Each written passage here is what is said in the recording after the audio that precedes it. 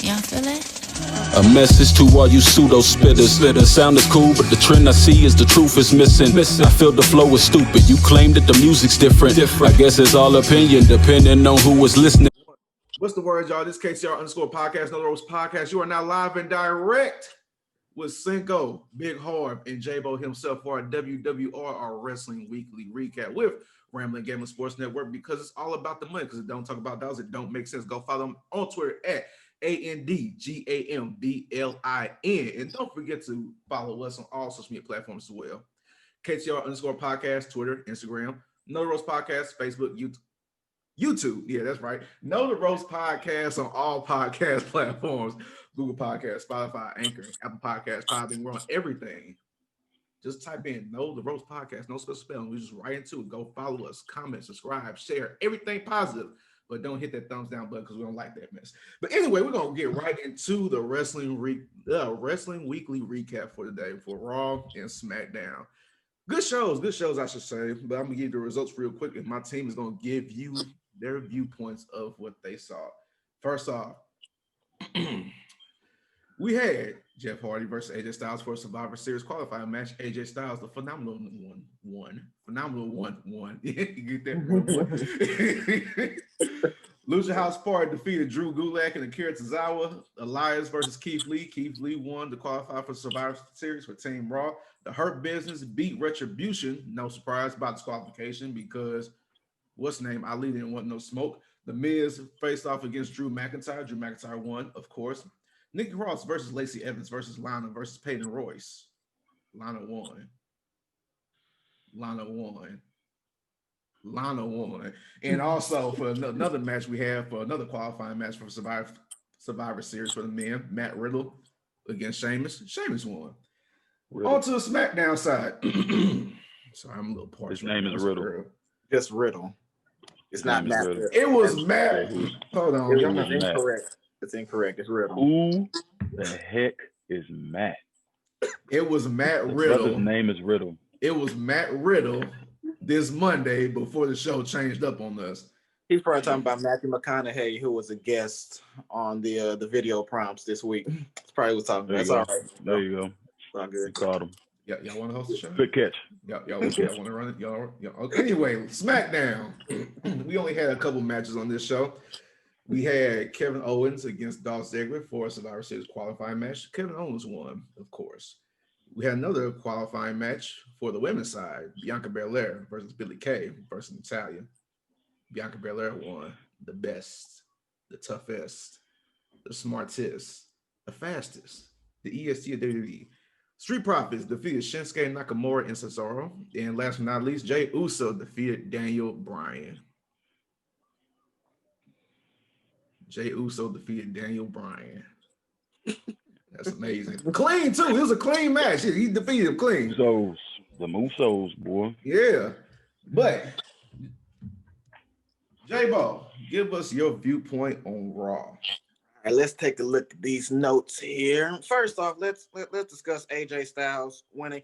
To be honest with you, I wasn't focused on AJ Styles, more or less the potential that's in Jordan, the who Javon calls AJ Styles pimp. What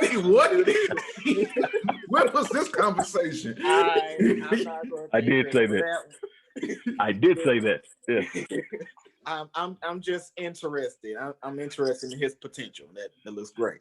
But I do need to address Lana, mainly because we all can agree that Lana is not probably the worst right now when it comes to in-ring ability on Raw and or SmackDown. The interesting thing is she got this opportunist thing going on where she barely has to wrestle, let everyone else take care of the match, and she comes in and picks up the victory. So maybe that'll work for her. I'm not interested, honestly, but apparently they are doing something again with Lana, so we'll see where it goes. This will probably be a topic later on, but Alexa Bliss, she's doing great. She's doing the best that she can do. But ever since we discussed that Liv Morgan was probably a potential in that role, I keep looking at it as, I wonder how it would have gone if Liv Morgan was in that role. Like I said, Alexa Bliss, like on last Monday Night on Raw, she had Talk with Bliss. I thought that was great, but I keep feeling Liv Morgan is a more natural in that role. But like I said, that's probably a discussion. But good job on Alexa Bliss on Monday Night Raw. This one thing is probably going to be a heavy discussion. I feel like the Hurt Business is starting to become directionalist. I feel like they're not going anywhere. Like right now, they're feuding with Retribution. Great. But I mean, what's the payoff here? What's the end goal? And honestly, I see Retribution benefiting more from this than the Hurt Business. Hurt Business, in my opinion, is a whole lot bigger than them. Great, they had a decent win by disqualification, but I expect a little bit more out of the Hurt Business. Because right now, it just seems like a bunch of Black respective wrestlers together as a group. And that's it right now. Sam, this one's for you.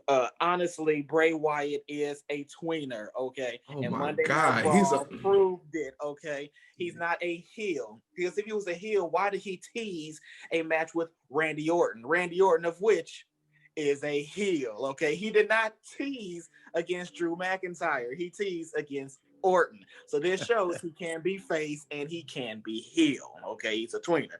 But I'm looking forward to that. And then the last thing is Keith Lee, he won. Look, I'm just happy he's winning. I'm at a point where they're probably not going to change his attire. They're definitely not going to change his music back, but he's winning, and he's winning clean, and I am happy with that, and I want that to continue. Is he winning clean or he's winning with interruptions? I'm gonna call it clean because that bomb is clean as hell. So. All right, that's our Raw review. Let's get the SmackDown review from Friday night with Big Harv. Well, the overall theme of Friday had to do with whether Oos was gonna go ahead and bow down and do what he needed to do to stay in the family. And by the time we got to the end of the night, after a very good match with Daniel Bryan, he bowed down, joined the dark side with his cousin. You know, I'm very interested in this storyline because they had very few small spurt interactions where they teamed all three of them up. And this was back when Reigns really wasn't as popping as they wanted him to be as champ. So I'm more interested in this storyline with I just hope that they actually give them a chance to be a group before they do the inevitable split where they, you know, turn back, jump, do whatever they do with that. But overall, that whole angle, which stretched pretty much the whole night, was really good. The qualifying matches were decent. I do like that they are establishing Bianca Belair to be the future of the women's division over there on SmackDown, at least for the foreseeable future. Yeah. As far as the Kevin Owens match, it was pretty average. It was, you know, what you expect from a qualifying match. They don't really go too hard for those. It's just to build it. Same with the tag match. Tag match was decent. It was pretty by the numbers. They're sacrificing my guys to build up Street Profits, but Street Profits are also pegged as the future of the division over there on SmackDown. So I see what they're going for, and it's not a bad thing. I just, you know, more obscurity for Cesaro and Nakamura. That's pretty much where they're going to fade to for a while. But overall, SmackDown was a good show. Average matches, really good story.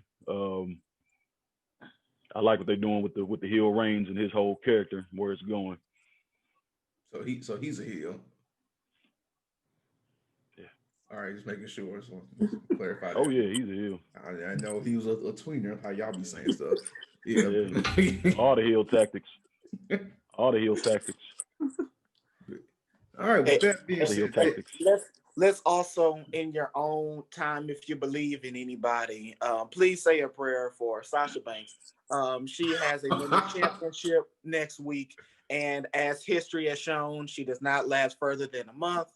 So I pray that the writers that be protect her championship reign, and that the foreseeable future they do not drop the ball on a great build to her championship. Be an over under for this match. And Bayley should be the favorite going into this match because Sasha Banks always loses to retain the title.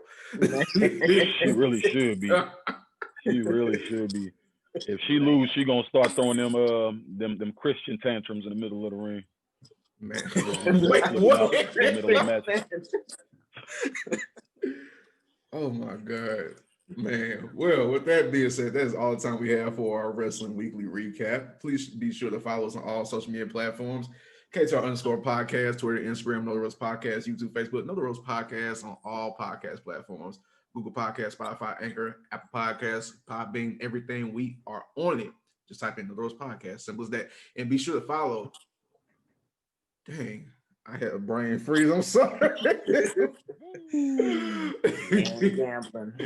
Be sure to follow Ramblin. Ramblin Gamblin Sports Network There you go. on Twitter at ANDGAMBLIN. And we are out because I am tired as hell.